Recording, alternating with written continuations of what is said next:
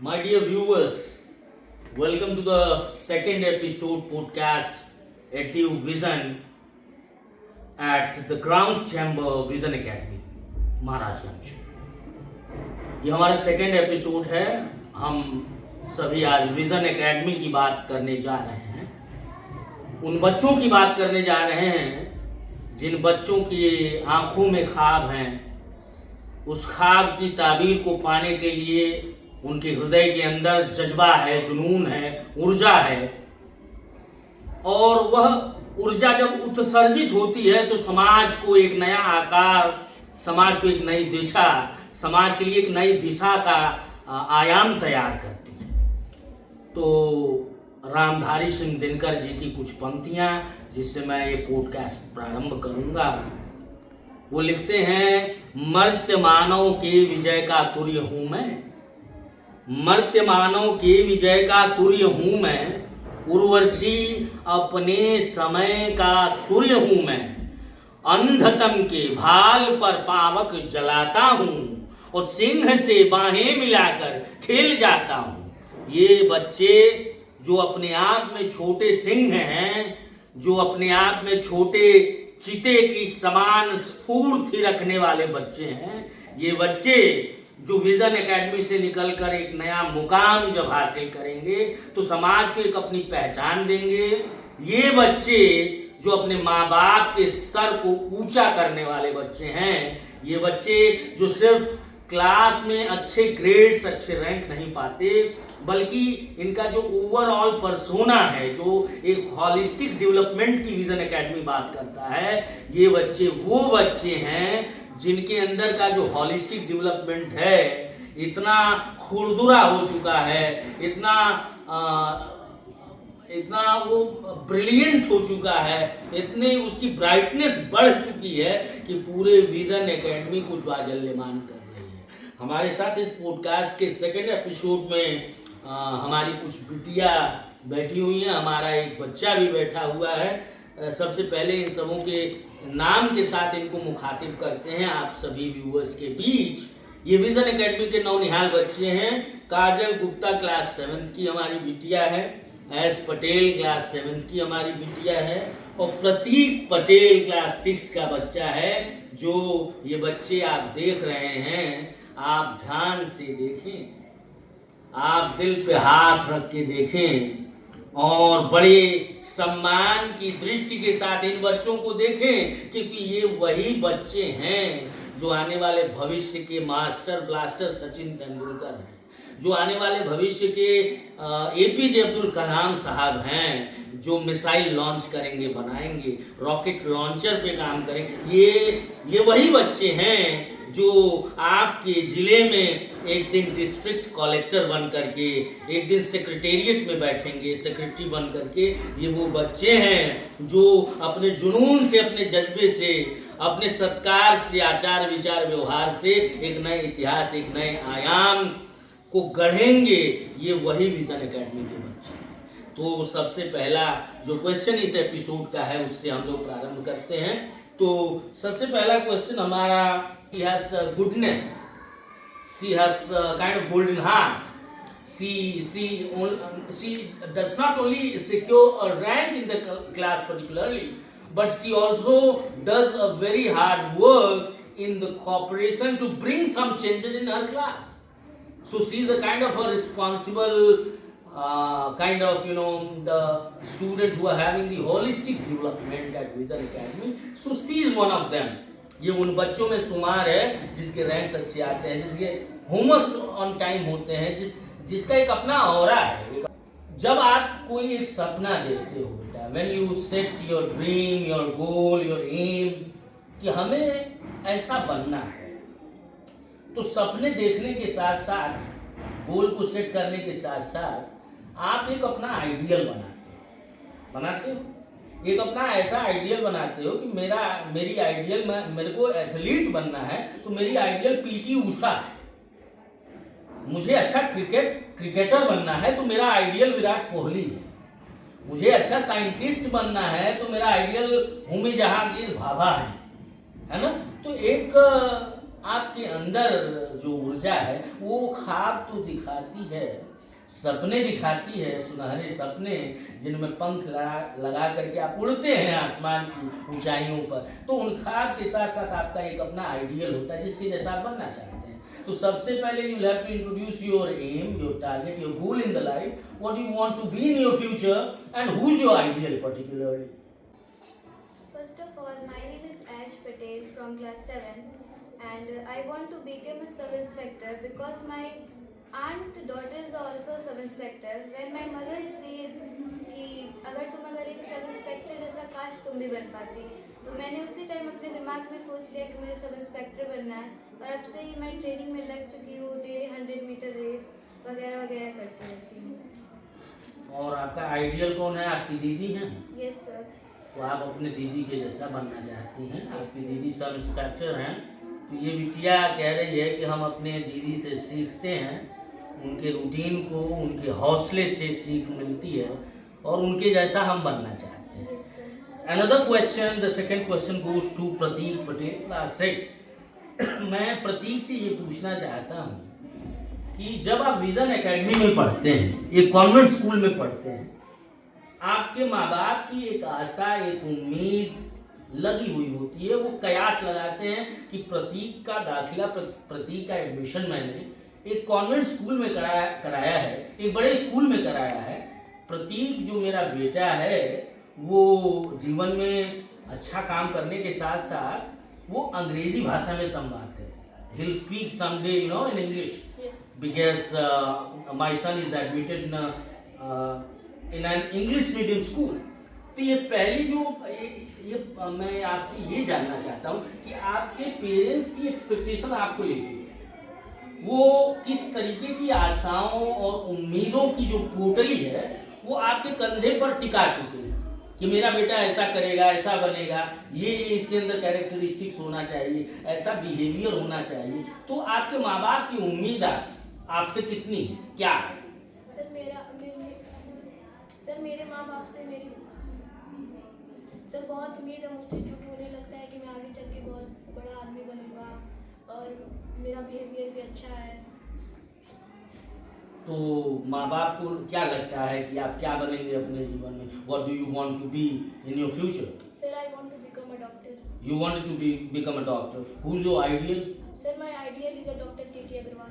Doctor K Agarwal की इतना छोटा ये बच्चा है, नौनिहाल डॉक्टर के अग्रवाल की बात कर रहा है, जिनको पद्मश्री दिया जा चुका है, प्रेसिडेंट अवार्ड ही रहे हैं। और आपने चिकित्सा के क्षेत्र में एक क्रांतिकारी परिवर्तन दिया है, पूरे देश को, पूरे समाज को, विश्व पटल पे डॉक्टर के अग्रवाल का नाम चलता है, उनकी ख्याति चलती है।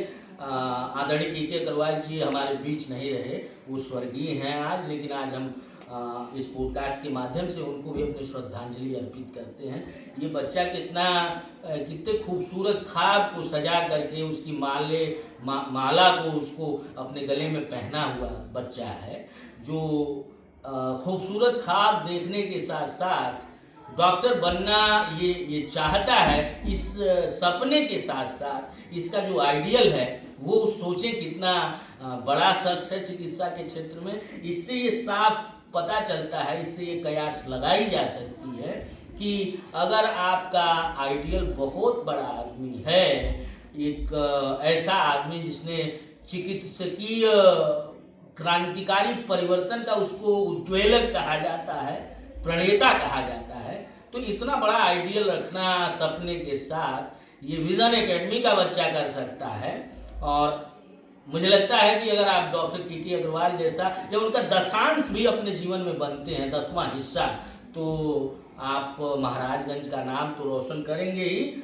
बहुत सारे ऐसे जो रोगी हैं जो इलाज के लिए आपके पास आएंगे, वो उनका परिवार रोएगा नहीं, मातम नहीं मनाएगा। आपकी चिकित्सा पद्धति से, आपकी चिकित्सकीय प्रणाली से, आपके डॉक्टरीन से वो बच जाएगा। जो पेशेंट जिसकी मृत्यु उसके पास, उसके द्वार पे आकर खड़ी हो चुकी है, तो डॉक्टर के अग्रवाल आप बनना चाहते हैं, मुझे लगता है आपको सबसे पहले अग्रिम बधाई, शुभकामनाएं कि आप अपने ड्रीम को अचीव कर सको, एक अच्छा डॉक्टर बन सको, एक एग्जाम्पल आपका भी डॉक्टर के अग्रवाल जी जैसा दिया जा सके पूरे समाज में। अब अपने क्वेश्चन के अगले पड़ाव की तरफ हम चलते हैं।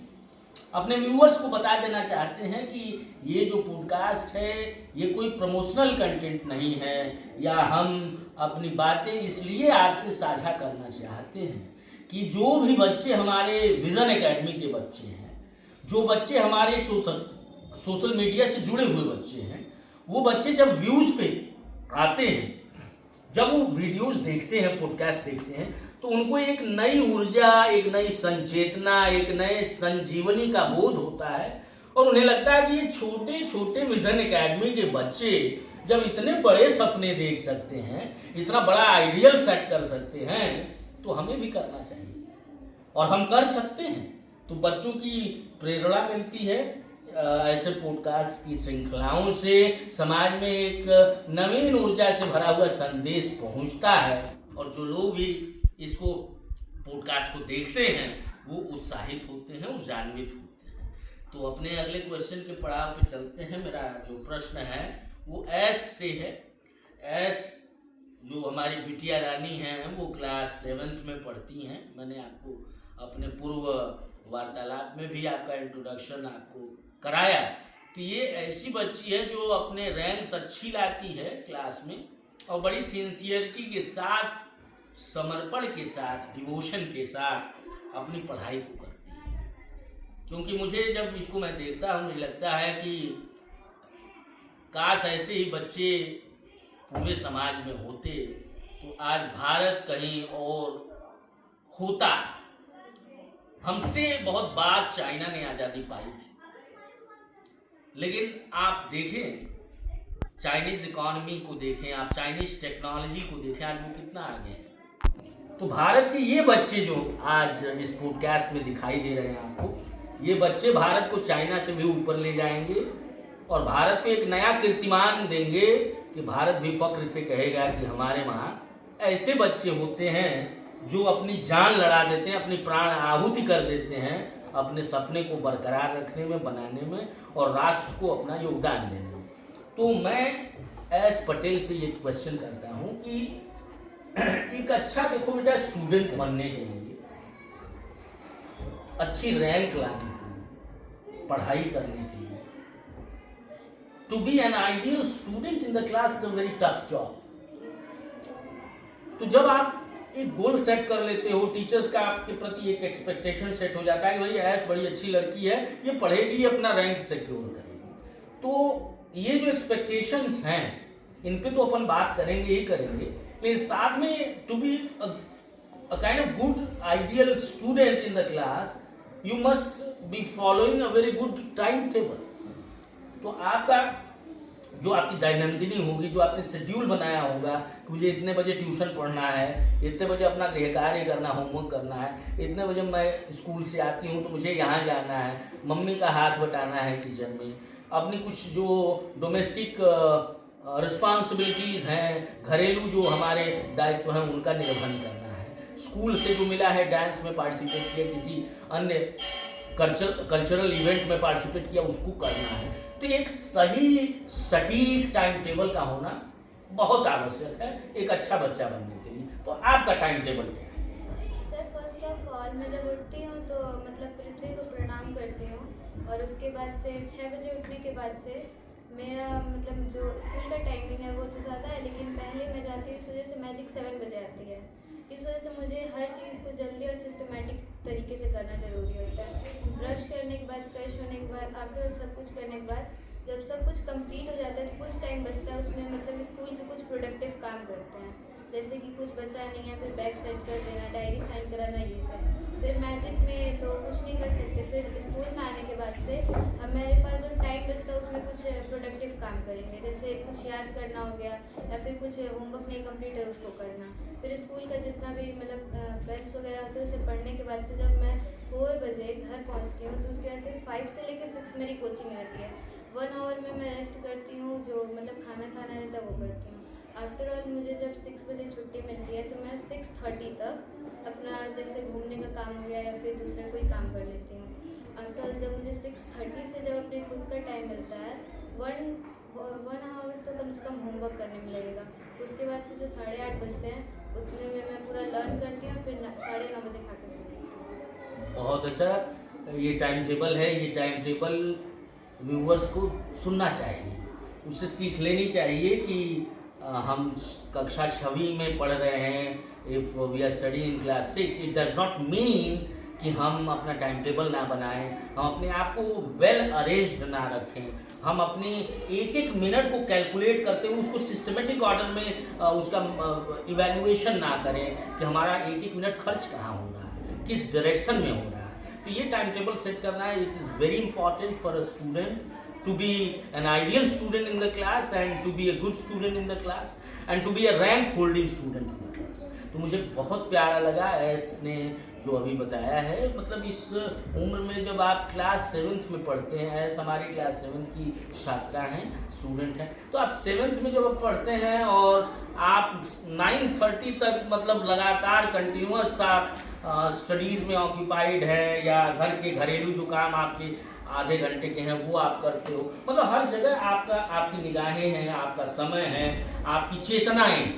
तो इस तरीके का बच्चा जीवन में ज़रूर नाम रोशन करता है। और ये विज़न एकेडमी का सौभाग्य है कि हम सभी जो शिक्षक हैं वो हमारे बच्चों को एक अच्छे टाइम टेबल को दे पा रहे हैं, एक अच्छी ऐसी डिलीवरी कर पा रहे हैं, चाहे वो टीचिंग टेक्नोलॉजी हो, चाहे टीचिंग एड हो, चाहे लेसन प्लान हो, जो भी हम डिलीवर अपने बच्चों को कर रहे हैं वो इस तरीके से सिस्टमेटिक वे में हम कर रहे हैं कि बच्चे उत्साहित होते हैं और बच्चे एक अपना शेड्यूल बनाते हैं, एक अपना टाइम टेबल सेट करते हैं और अच्छा काम करते हैं, अच्छी रैंक लाते हैं क्लास में। तो इसमें सबसे पहला जो रोल होता है वो घर का होता है, सेकंड रोल स्कूल का होता है और third role occupancy of a child होती है कि चाइल्ड कितना इंगेज्ड है, कितना ऑक्यूपाइड है, कितना वो पढ़ने की आकांक्षा रखता है, अभिलाषा रखता है। अपन इस पे बात करने के साथ साथ ये भी बात करेंगे ऐसे कि आप चूँकि रैंक होल्डर हैं या आप एक मेधावी छात्रा हैं, you are meritorious student in the class, so obviously I mean the teachers are having their different set of expectations. वो आशाएं आपसे, उम्मीद आपसे रखते हैं कि ये बच्ची बड़ी अच्छी बच्ची है तो ये अच्छे रैंक और लाएगी, अच्छा ये सेकंड आई थी इस एग्जाम में, अगले एग्जाम में फर्स्ट आएगी। तो एक अपनी एक आकांक्षा, एक अभिलाषा टीचर्स की बन जाती है कि एस पटेल से भाई मेरी ये होप है, ये एक्सपेक्टेशन है कि ये करके ये लाएगी। जो कोई बच्चा जैसे कोई एक्स्ट्रा करिकुलर काम है, एक्ट है, वो हमको देना होता है तो हम सोचते हैं यार ये एस जो हमारी बिटिया है ये थोड़ा सा एक्स्ट्रा अटेंटिव है, तो इसको अगर हम एक्स्ट्रा करिकुलर एक्टिविटी में कोई एक प्रतिभाग करने के लिए कोई एक काम, एक प्रोजेक्ट असाइन करते हैं तो ये कर लेगी आराम से, क्योंकि ये सिंसियर चाइल्ड है। तो बहुत सारे एक्सपेक्टेशन, बहुत सारी आशाएं, उम्मीदें, उस पर कभी कभी हम खरा उतरते हैं जो टीचर्स उम्मीद करते हैं, और कभी कभी हम नहीं उतर पाते हैं।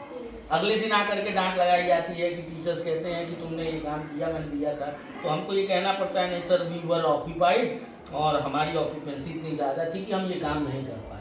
कई बार डांट भी सुनने को मिलती है। तो इसका कुछ एक स्लाइट इंट्रोडक्शन या एक एलॉबरेशन आप दे सकते हो कि टीचर्स आपसे किस प्रकार की उम्मीद, आशाएं, आकांक्षाएं, अभिलाषाएं रखते हैं, और कभी कभार जब आप नहीं उन आकांक्षाओं पे खरे उतरते हो तो टीचर्स कैसे आपसे बिहेव करते हैं, तो थोड़ा सा इसके बारे में भी अपन जानना चाहेंगे इस एपिसोड में, इस पॉडकास्ट में।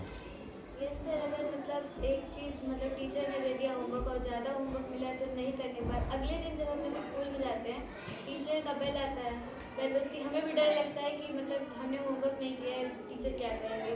और जब टीचर हमें खड़ा होते हुए देखते हैं तो टीचर के मन में एक क्वेश्चन उठ जाता है कि इस बच्चे ने हमेशा होमवर्क करके आते, ये आज नहीं किया, तो टीचर्स कभी कभी छोड़ देते हैं और अगर बुरा लगता है तो उन्हें डांटते भी हैं।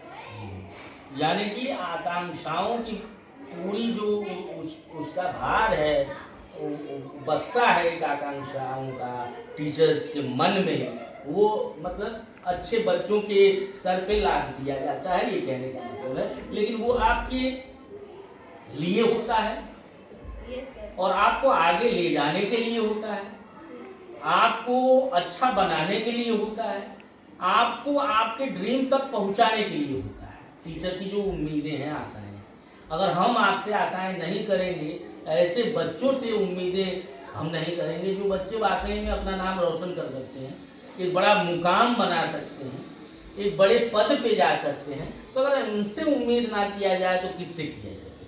तो अगला मेरा जो क्वेश्चन है वो प्रतीक से है। प्रतीक हमारे क्लास 6 में पढ़ता है, बहुत छोटी सी क्लास है लेकिन बातें इसकी बड़ी हैं। अच्छा बच्चा है और बड़ा सिंसियर बच्चा है।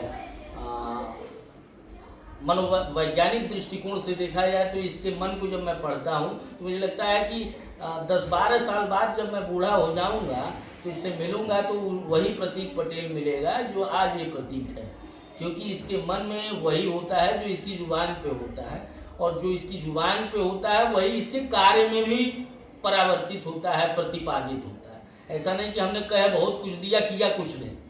तो he is not a man of talking on the talks, he is a man of talking on the actions. तो he always believes in the quotation of action speaks louder than the words।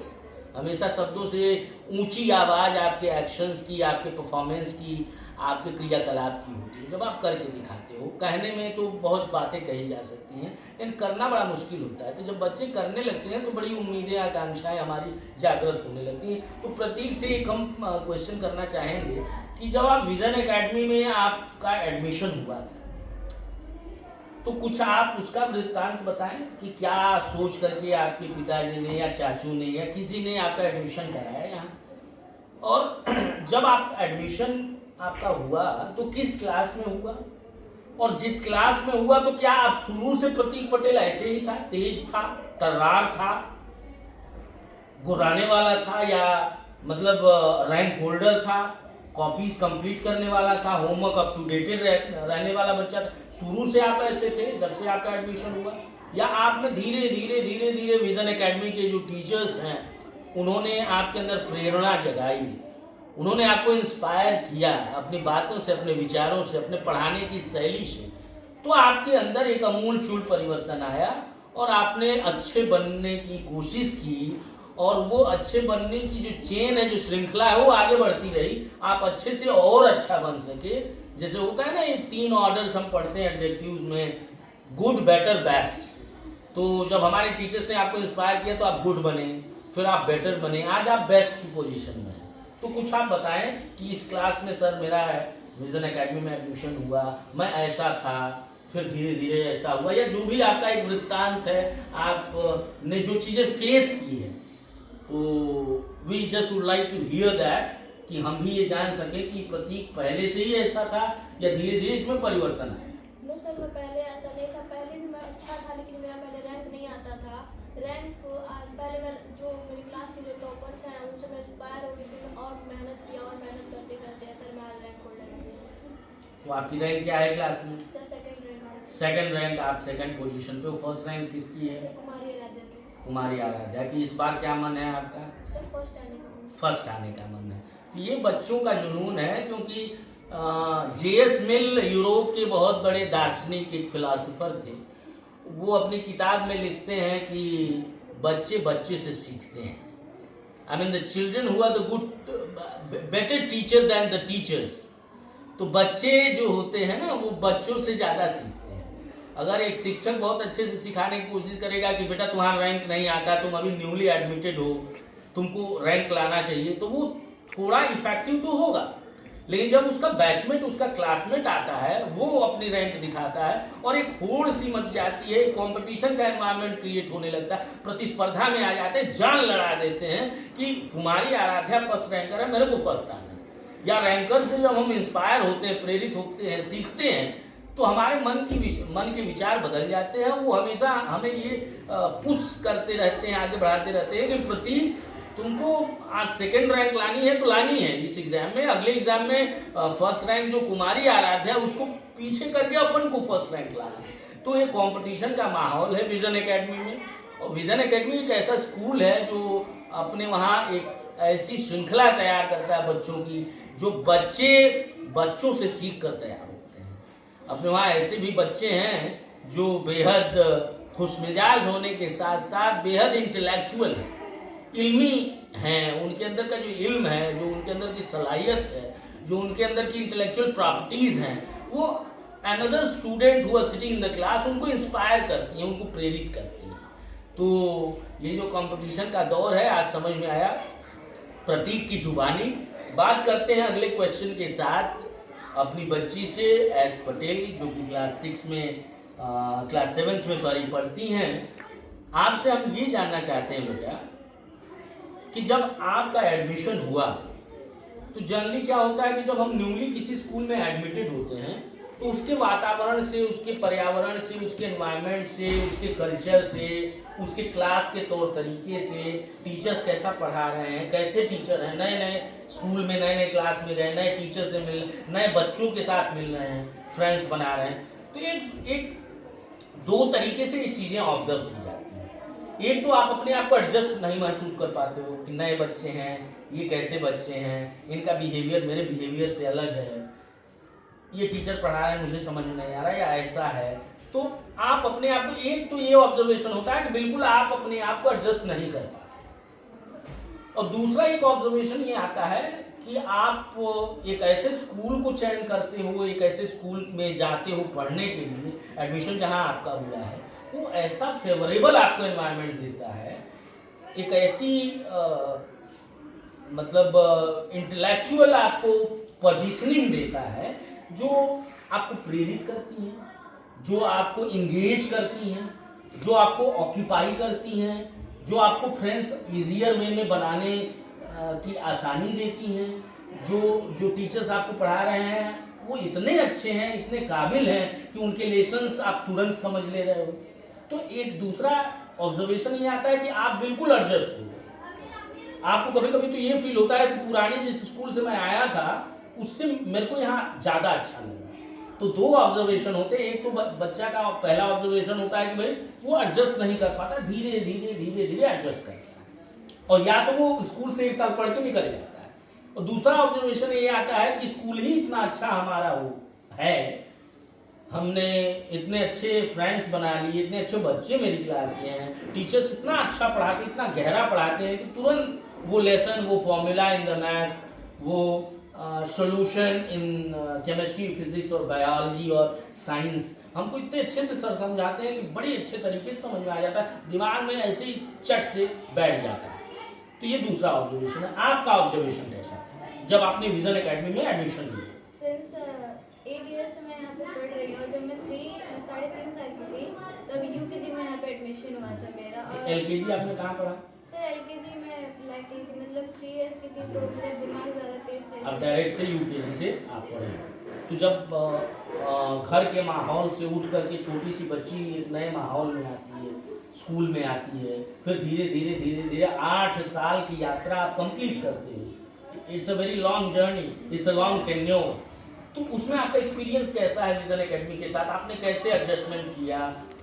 रोती थी, नहीं आना चाहती थी, absent हो जाती थी, या बड़ा अच्छा लगता था? टॉयज थे यूकेजी में, खेलने का एक पूरा पर्टिकुलर एक एरिया थी, उसमें आपको अच्छा लगता था, आप डेली स्कूल आते थे, मतलब आपका एक्सपीरियंस, आपका ऑब्जर्वेशन कैसा था?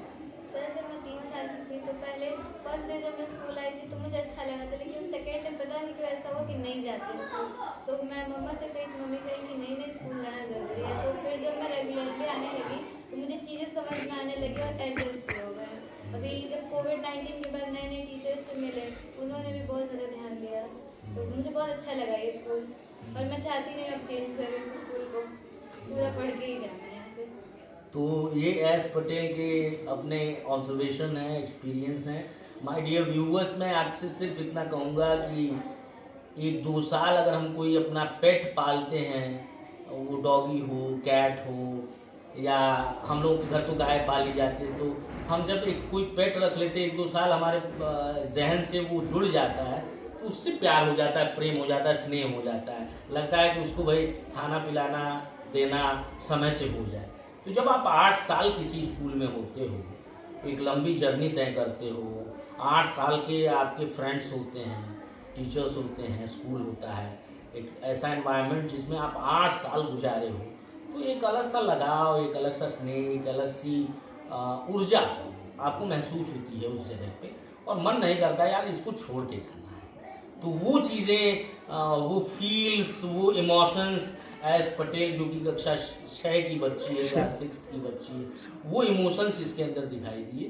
तो मुझे लगता है कि हमको ये सीखना चाहिए कि जब भी हम कहीं भी एडमिशन्स लें तो कम से कम उसको समय स्कूल को दें। आज जो बच्चे पिछड़े हो रहे हैं या poor in getting the lessons हो रहे हैं, वो अच्छा रैंक नहीं ले आ पा रहे हैं, उनका एक बहुत बड़ा ये भी कारण है कि हम साल भर कहीं पढ़ाते हैं, अपने बच्चे को दूसरे साल निकाल लेते हैं, दूसरे स्कूल ले जाते हैं, तीसरे साल तीसरे स्कूल ले जाते हैं। तो इससे भी बड़ा एक माहौल का जो बार बार वो फ्रिक्वेंटली चेंज हो रहा है, तो एकेडमिकली बच्चा धीरे धीरे कमज़ोर होता है। तो आपके पिताजी ने जो निर्णय लिया कि भाई 8 साल मेरी बिटिया विजन एकेडमी में ही पढ़ेगी, एक जगह एक क्लास एक स्कूल में रहेगी, तो उससे कंटिन्यूटी बरकरार हुई कि जो टीचर्स पुराने थे वो धीरे धीरे आपसे जुड़े, एक अच्छी बॉन्डिंग हुई, पढ़ने का मन किया, एब्सेंट नहीं होने का मन किया, तो धीरे धीरे एक नहीं होता है कि एक स्नेह जुड़ जाता है कि अच्छा लगने लगता है। तो वो चीज़ें आपको मेधावी बनाती हैं, मेरिटोरियस बनाती हैं। लास्ट क्वेश्चन अपन करके इस पॉडकास्ट को होल्ड ऑन करेंगे। तो लास्ट क्वेश्चन मेरा प्रतीक से है, जो बड़ा अच्छा बच्चा है, क्लास 6 का बच्चा है। तो प्रतीक से मैं ये पूछना चाहता हूँ कि जब आप अपने क्लास के दौरान, स्कूल के दौरान अपने बच्चों से कुछ सुन लेते हो, कोई ऐसी क्रियाकलाप आप स्कूल कैंपस में देख लेते हो जो देख के आपको बुरा लगता है या एक्सपीरियंस आपका अच्छा नहीं होता है, या कोई एडवर्स सिचुएशन आप फेस करते हो स्कूल में, घर पे, पेरेंट्स के साथ, तो आप उस एडवर्स सिचुएशन को कैसे टैकल करते हो? उसको क्या इतना नेगेटिव माइंडसेट देते हो कि मेरे पिताजी बहुत हमको बोलते रहते हैं पढ़ो पढ़ो पढ़ो, ये अच्छे नहीं है, या फिर एक पॉजिटिव एस्पेक्ट ऑफ थॉट आपका वहाँ पे आता है? कभी आप होमवर्क नहीं करके गए, या चूक तो होती है, human being I mean they are made of errors, उसके पास गलतियों का अंबार होता है, तो आपसे भी गलतियाँ होती हैं भाई, रैंक जिसका आता है उससे भी गलती होती है। कभी कभार होमवर्क नहीं हुआ, कल्चरल एक्टिविटी में पार्टिसिपेट किए नहीं आए अगले दिन, तो टीचर से जब डांट पड़ती है, या पिताजी से पड़ती है, मम्मी से डांट पड़ती है, या किसी से डांट पड़ती, तो कोई एक दो, उसमें भी दो अलग अलग ऑब्जर्वेशन है। एक बच्चा तो ये सोचता है कि पिताजी या टीचर्स हमारे अम्बरीश पुरी हैं, विलन हैं, बिल्कुल हमको मतलब डांटते रहते हैं। और एक ऑब्जर्वेशन ये होता है कि हम पॉजिटिव ऑप्टिमाइजिंग पॉजिटिव माइंडसेट से उस चीज़ का आकलन करते हैं, इवैल्यूएशन करते हैं, उसको सोचते हैं कि मेरी गलती क्या थी। और जब हमें ये पता लग जाता है कि यहाँ पे मेरी गलती है और मेरी गलतियों में सुधार आए, मैं एक अच्छा बच्चा बन पाऊँ, इसलिए पिताजी ने डांटा, इसलिए मम्मी ने बोला, इसलिए क्लास में हमको टीचर ने कहा, तो एक अलग पर्सपेक्टिव ऑफ थॉट हमारे मन में आता है कि हमारे भले के लिए ही कहते हैं। तो दो तरीके के माइंडसेट होते हैं। एक तो ये हो जाता है कि नहीं नहीं, ये बहुत खड़ूस टाइप के टीचर हैं या मेरे माँ बाप हैं, मुझे डांटते रहते हैं। और एक ये माइंडसेट जनरेट होता है नहीं, हमारी गलतियों के लिए हमें डांटा गया, क्योंकि हम गलतियों का आकलन करते हैं, उसको इवेल्युएट करते हैं, कैलकुलेट करते हैं, उसको देखते हैं कि मेरी गलती कहाँ है, मेरी चूक कहाँ है। तो आपका ऑब्जर्वेशन कैसा है? मेरा ऑब्जर्वेशन ये है कि टीचर्स अगर डांटते हैं तो हमारी भलाई के लिए डांटते हैं। और सर पहले मुझे कोई मेरे घर से वो डांटते थे, तब सर पहले बहुत ख़राब तरीके से मुझे डांटते, और बात को डांट पढ़ने लगा तो हम आपको सही करते रहते, आज बहुत सही रहता है। बिल्कुल सही बात है, इसको हम करेक्शनल मेथड कहते हैं। साइकोलॉजी के जितने स्टूडेंट होंगे वो जानते होंगे। करेक्शनल मेथड ये बताता है, ये सिखाता है कि घर का गाइडेंस, घर की डिसिप्लिन होनी चाहिए।